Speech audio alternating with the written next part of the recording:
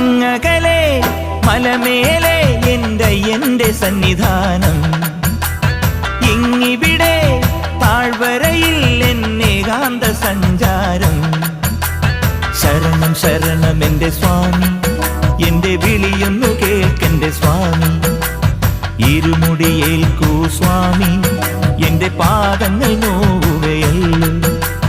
കാടിന്നിരുൾ മുടിയാകെ മലങ്കാറ്റേ തുലയുകയാ.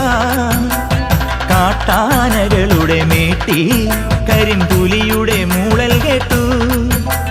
തുണയിവിടാരുമില്ല ആരുമില്ലൻ പൊന്നയ്യപ്പനെ.